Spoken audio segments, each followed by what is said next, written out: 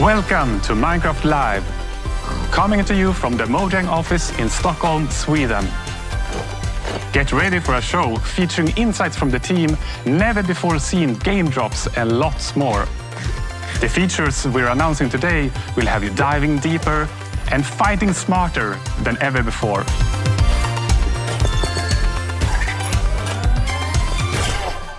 I'm Jens Bergensten. I've been working on Minecraft for quite some time.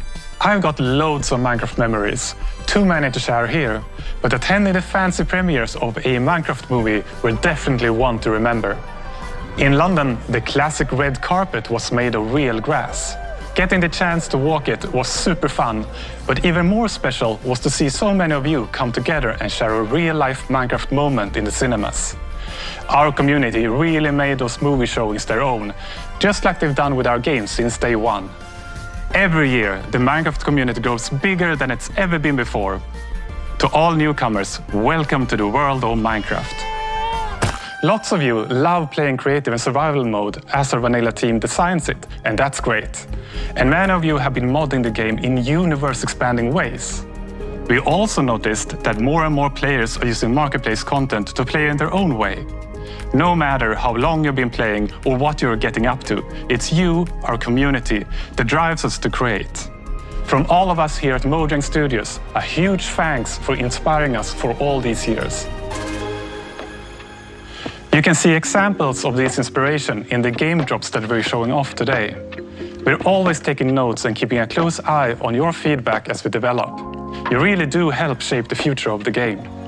On the other hand, it's also important that we expand Minecraft in ways that you might never have expected. We want to make our world more interesting, creative, and charming. And thanks to our amazing developers, we're not short on ideas. As I mentioned earlier, more players than ever are taking their first steps into the world of Minecraft. So here's a quick tutorial to help any newcomers. Hi everyone, welcome to this guide to Minecraft. There is no right or wrong way to play. We all start off the same. Trees are made of wood blocks and can be broken with your hand. You'll need a crafting table, so break your wood into planks. Make sticks to craft one of the most iconic tools in all of Minecraft. The pickaxe. A camel. Oh, it's Jens. Hi, Jens. Hey, how's the tutorial going? Good. A camel just scared me. Yeah, they're really sneaky. Right, well, I guess I should start mining now. Remember, don't dig Yeah, I got it. Bye. Let's go down and find some mines. And the fastest way to find them is to dig straight down. Whoa, this is one weird mine. Wait, what's happening? It's shooting me. Pause. I'll just look this up. Let's see. How to fight blue thingy with eyebrows. No, that's not it. Wait, is this it? Oh, no, not that. No. Wait, is this even the same game? Wow. That's actually pretty cool. Yeah, beat that zombie. I don't even know what I was looking for anymore. Okay, last one.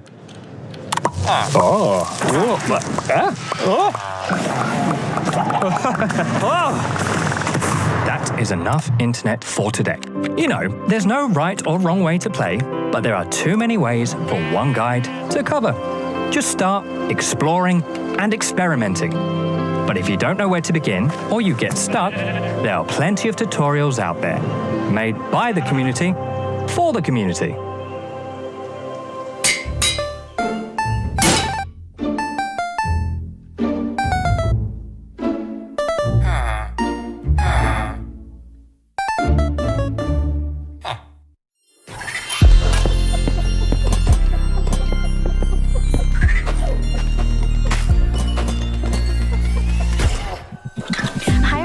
My name is Agnes and I'm the game director for Vanilla Minecraft. And the main reason we make Minecraft is to spread as much happiness and inspiration as possible. We want to bring smiles, and the game drops gives us a chance to do so more often and in a sustainable way. And I find that really precious. So far this year, we have released 2 game drops and we got 2 more on the way. First is the Copper Age, which many of you might be familiar with. And a bit later in the show, we will be revealing an entirely new drop with features you haven't seen before, including a new mob. But more on that in a bit. First, let's take a closer look at the Copper Age, a drop you will be playing very soon. In fact, it's coming next week. Like many of you, the shells are one of my favorite features from the Copper Age. And when we first started to think about the concept, I was mainly excited about the very convenient hotbar swapping. But since then, we have seen players using it in so many creative ways we didn't think about, like furniture and lots of neat architectural details. I actually dusted off my very dear architectural dictionary to be able to talk about all these clever uses of the shelf. So I now know what words like entablatures, frieze, and pilasters are. But we don't have time for all this architectural terminology. Let's hear from our lovely devs.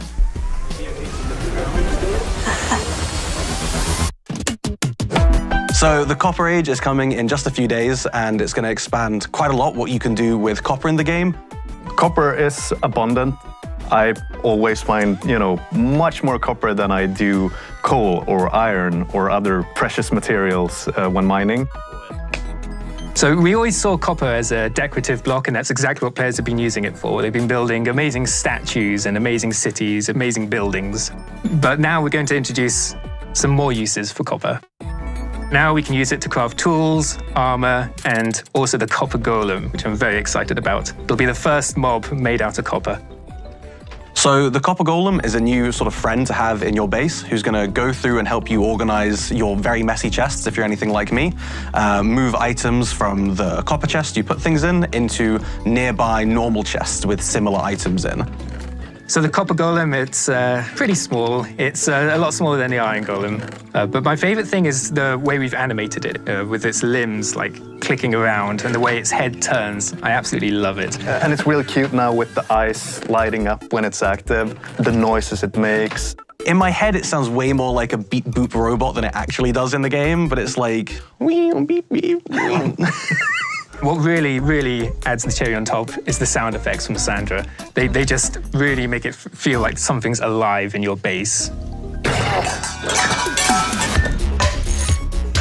Starting to work with the sound on this, I wanted the fundamental to be like metal stuff, but with a hint of something more playful. This could be a good spin sound, I think.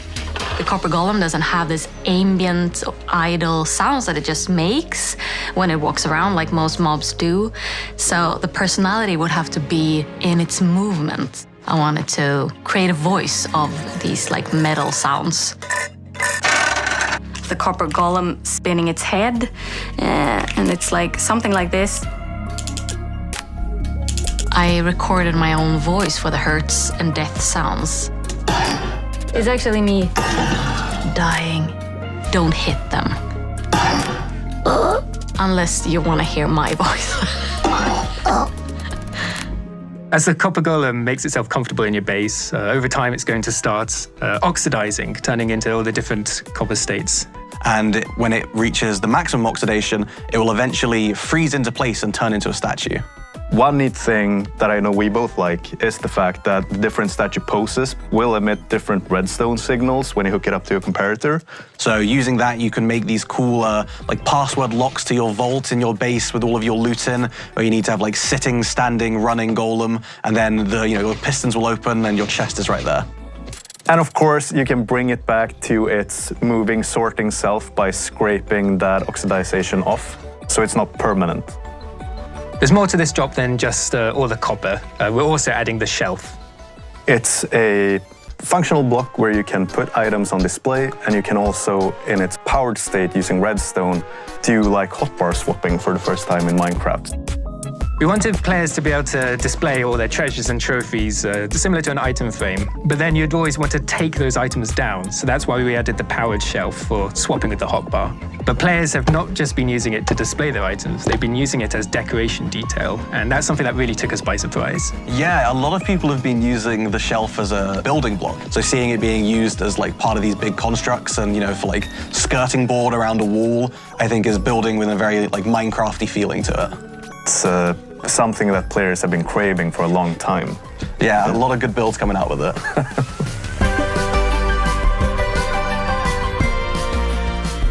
The Copper Age is just days away, and with this we want to sort of fulfill copper as a full material tier, adding armor, weapons, tools. And it's introducing, dare I say, the new cutest mob in the game with the Copper Golem. Ooh, you're very wrong. What are you talking about? The cutest? The Golem? Are you forgetting the Happy Ghast? Oh yeah, I am forgetting the Happy Ghast. That is a cute one. Happy Ghast. It's so happy. Who's that big marshmallow with a smiley face? It's very, very friendly, but takes up all your space. It's cozy. Who's that floaty friend cube with its many limbs? Look at these dangly things. It's a Happy Ghast. Happy Ghast. Do-do-do-do-do. Happy Ghast. Happy Ghast. Do-do-do-do-do. Craft yourself a harness. We'll go for a ride. Grab some of your friends. Let's travel far and wide. Drifting through the clouds on our flying map we float. There's even room to party downstairs in the boats. Happy Ghast. Happy Ghast. Do-do-do-do. Happy Ghast. Happy Ghast. Do-do-do-do.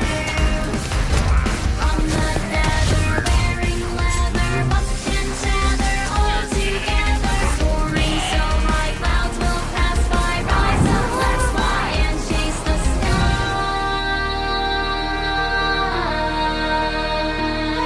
Chase the sky.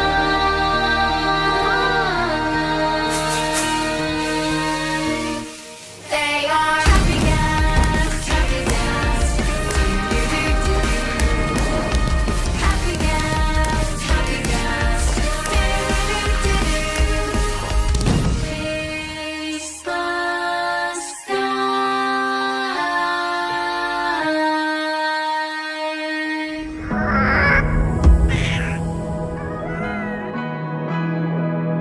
As Jens mentioned earlier in the show, your creativity never fails to amaze us.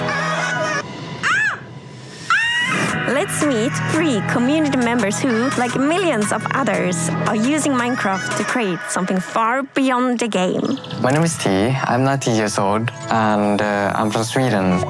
A friend invited me to a server, and since he lives so far away, I wanted him to see where I'm from. So I just started building my hometown Falun, but with a twist. Falun in the year 1920.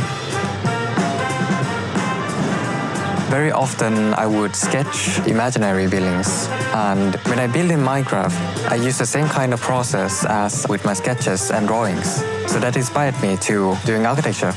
If Minecraft wouldn't exist, my friends, my career, the people I know now would have been so much different. For some, the in-game world is a way to showcase their creativity, while for others, it's a source of inspiration. My name is Travis Smalley. I make art that translates on and off of computers and finds its way out into the real world. It all started with Minecraft. For instance, in block prints, you carve out a square in some kind of asymmetrical fashion so that depending on how you rotate that block, you're going to get a different pattern. Very similar to in Minecraft, the glazed terracotta, and depending on what direction you're facing when you place the block, you get this different kind of pattern that happens out of it. Minecraft is inspiring in a number of ways. The thing that stuck out for me was how expansive this idea was, that every world was procedurally generated and different. World generation was also coming up in my art as I started to use chance and randomness more. The decision is coming from you, but you don't know exactly what the output is going to be, has been really exciting for me. Creativity takes many shapes and sometimes opens doors into worlds you never knew existed. Hola, soy Akumadre y soy una streamer de Minecraft. Comencé a jugar, que mis hijos son streamers y siempre estaban en el detrás de cámara y el chat pedía que me presentara y que yo hablara y que jugara. Lo primero que hice fue en pleno directo conocer lo que era un creeper. Pienso que Minecraft es una comunidad que puede ser muy positiva. Me he encontrado en diferentes situaciones que me han podido dar la posibilidad de ayudar a muchísimos chicos y chicas. Los que adopté son todos los que han ingresado a jugar conmigo. En este momento tenemos un survival. Ya que vamos a sacar una foto. Puede ser que lo que haya cambiado es darle menos tiempo al tejido. These stories are just a tiny peek into the endless creativity that defines our community. So keep building, creating, and exploring, and see where it takes you. Now, a first look at an upcoming collaboration.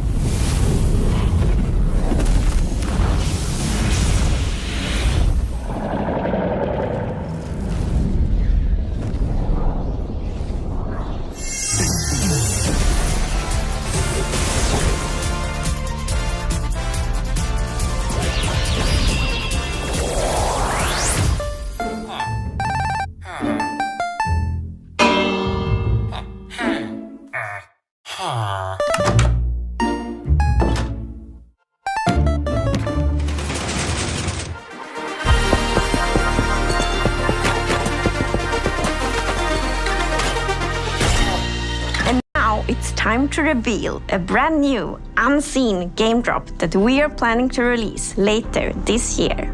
These features can make traversing the Minecraft world more varied, interesting, and fun. And fun is important. I've already hinted that the new drop includes a mob. And to find it, we must leave the surface and sink into the depths of the ocean. It's almost like a hidden world, both calming and thrilling. Down here, among shipwrecks and seagrass, our creature drifts in stillness.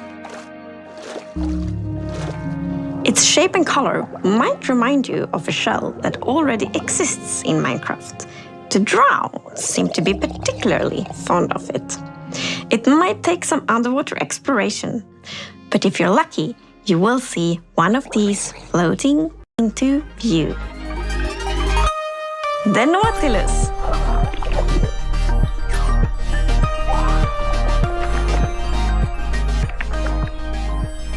So, the Nautilus is a new underwater mob you find in the oceans. It has a very cool motion. It sort of uses its tentacles to propel forward, and it has a similar movement to the Happy Ghast, so it has an abrupt turn. It's like the Happy-Ghast of the seas. Whoa. There's one thing in particular that is really cool, I think, with the Nautilus, and that is that you can tame it, and when you have tamed it, you can ride it. Yes, the Nautilus is a mob you can ride on, and in order to do that, you first need to tame it, and you use pufferfish. And then you need to put on a saddle, and then you can control it just how you fly around with the Happy Ghast, but underwater instead, of course. While you are riding the Nautilus, you get the super cool effect, the Breath of the Nautilus effect. Which means that you can be on the Nautilus without having to get oxygen, because it pauses the oxygen bar. You're on your Nautilus and you can build like your underwater base, and yeah, you're gonna be safe. So the Happy Ghast made it easier to build in the skies, and the Nautilus will make it easier to build underwater. I can see players doing triathlon races with the various mounts, Happy Ghast, horses, Nautilus. Yeah, and jumping over rings and stuff like that. Yeah, just like that. Yeah. So it's gonna move in the direction you're looking at, right? The direction you're aiming your camera. But not only that, you can also dash while you are riding the Nautilus, which means that the Nautilus will dash forward, which is super cool underwater. It allows you to get around fast. So if you are, for whatever reason, looking straight up out of the surface, you will jump out of the water and then afterwards back down again. Which is very fun to do. Don't do it near land. No. And there is Nautilus armor, so you can put on armor on your Nautilus. For example, you can have like a golden Nautilus armor and a diamond Nautilus armor. There is also a zombie Nautilus. The zombie Nautilus is green compared to the regular one, which is like normally a bit more orange, more golden. The zombie Nautilus spawns with a drowned on top of it, so it's quite scary. Yeah, you get the drowned with the trident, throwing tridents at you, and then the Nautilus charging at you. So it's quite a deadly combo. It is. I think it's really neat that you use the pufferfish to tame the Nautilus so you can ride on it. And if you have two tame Nautiluses nearby each other, and once you feed it, they will produce a baby Nautilus. And it's also pufferfish that you use to make water-breathing potions. So it feels like this kind of Minecraft logic that pufferfish is the thing that unlocks breathing underwater. So, the Nautilus is not the only thing we are revealing today. In fact, let us leave the oceans and instead go visit a crafting table. Because with 2 sticks and 1 ingot, you get to create something very new. The spear. The spear is the first tier weapon we've added in a very long time. It has 2 modes of attacking. One of them is a jab, and the other is a charge. The charge attack is something that does damage based on how fast you're going. So the faster you go, the more damage you deal with it. Once the spear is lowered, then it's gonna be still, and this is the ideal state of the spear because it's gonna deal damage, it's gonna deal knockback, and it's gonna dismount. Then the spear starts shaking, then you can no longer dismount targets, and eventually it drops down. It can still deal damage, but no knockback. And finally it raises back up, and then you have to lower it again. It's kind of like the spear is really heavy, so you can only hold it like for a while and then start. And right, also like the better tiers are even heavier, which also makes sense. Yeah.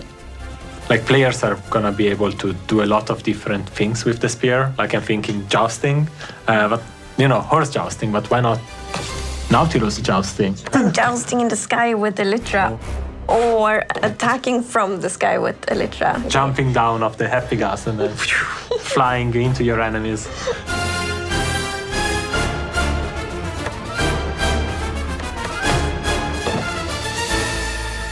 So like thanks to the dash attack and all the timing and like the velocity and the angle, this definitely is a weapon that requires some like training and skill to be really good at, which I think is really fun. It adds a depth and I think it's gonna unlock a lot of really interesting PvP opportunities, for example.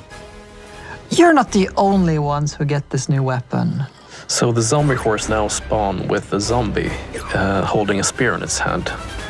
And the zombie horse will also spawn for the first time in survival mode. So it's already pretty dangerous going around at night, but now there's gonna be one more danger because there's gonna be zombies with spears on zombie horses. Zombie squared, a lot of zombies. So,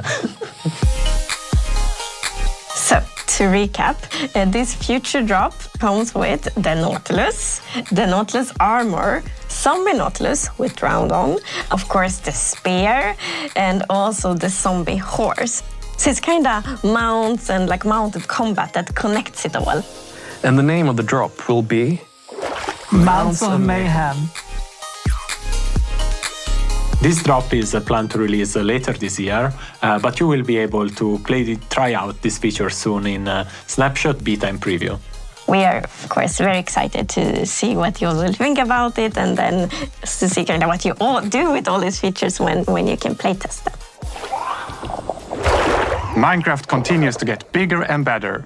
We've shown off the Copper Age game drop, which is coming soon, and a few of the features from Mounts of Mayhem, which will be in testing in the near future and due to release later this year.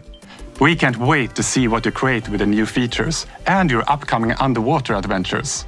It takes me back to the update Aquatic, only now you'll have one more pointy stabby weapon to play with. For more on both game drops, stay tuned for the Deep Dig after show. I've heard a rumor that I'll be facing off against the cheerful Minecraft expert, Tubbo. It starts right now.